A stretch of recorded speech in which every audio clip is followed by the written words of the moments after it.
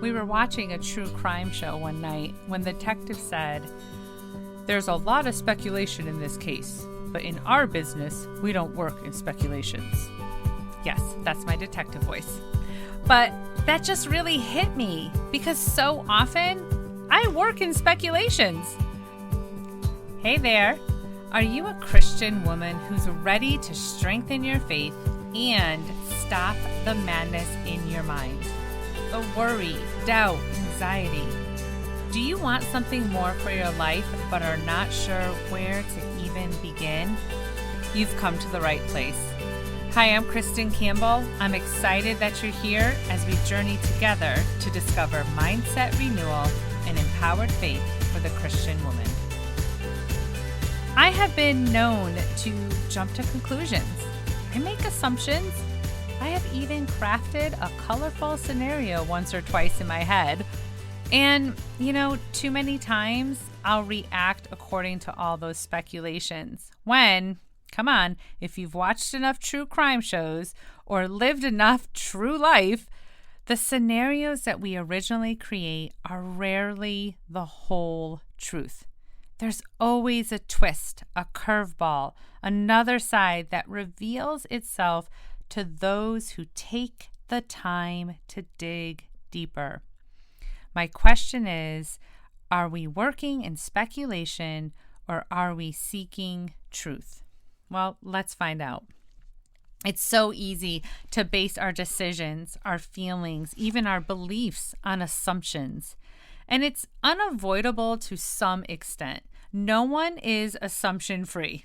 Okay, assumptions help us in many ways by simplifying different parts of life.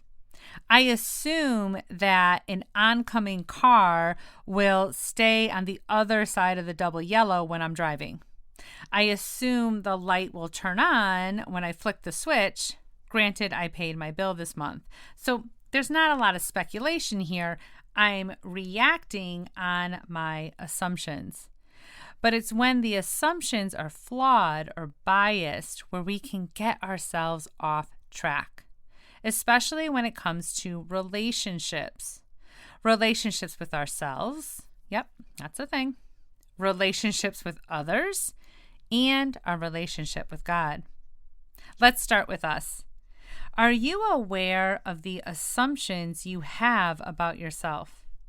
And it can seem like a nonsense question, yet I want to encourage you to spend the time to look into this because it can be very revealing.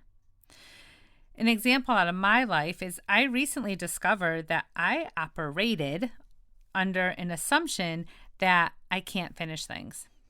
And I discovered this by paying attention to the words I was speaking, not just out loud, but also internally to myself. Whenever I, hit a wall on a project without a real valid reason. And I would hear myself say, "You're not going to get this done. You don't have time to finish this. You can't do this the way it needs to be done. What are you doing?" And all of these negative thoughts regarding my ability to complete the project. They were all lies, all false assumptions. Yet I had reinforced them for years. So they were my default. And how I reinforced them was by coming into agreement with them without substantial proof. I just kept on assuming, well, I didn't finish my last project, so yeah, I guess I can't finish this one either. Again and again. Now, hearing myself say this out loud, it can make me a little angry, actually, because it makes no sense to me now. Because the truth is, I am quite capable. I can do it, and I have done it. So I have recently broke that assumption that I had of myself. But I want to ask you, what are you assuming about yourself? Listen to what you are saying and thinking. Is there substantial proof or just circumstantial speculation? What are you coming into agreement with and therefore reinforcing in your life? How about your relationship with others? Now, we can spend several episodes on our common assumptions of others, but we won't. Let's keep it short and sweet. Well, short at least. We have to be so careful the assumptions we make of others, because often they are a reflection of ourselves. Assumptions can be very self-centered. They're based on how we feel or look. Assumptions can also be rushed. They come out of this moment where you feel this need to make a decision right then, and it's just not wise. Listen to Matthew 7:3-5 from the NIV. Why do you look at the speck of sawdust in your brother's eye and pay no attention to the plank in your own eye?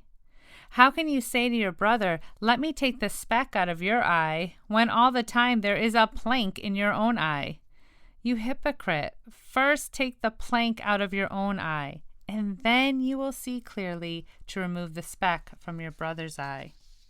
Check your own heart, your own insecurities, your own motives before assuming someone else's.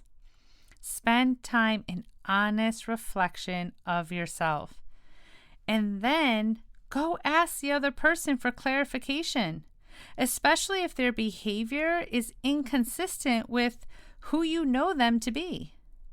See, another trap of assumptions is they are lazy. They just take the first thing that comes along, and it will take effort to not be lazy, to give thought before acting or assuming. Proverbs 14:15 tells us, the simple believe anything, but the prudent give thought to their steps.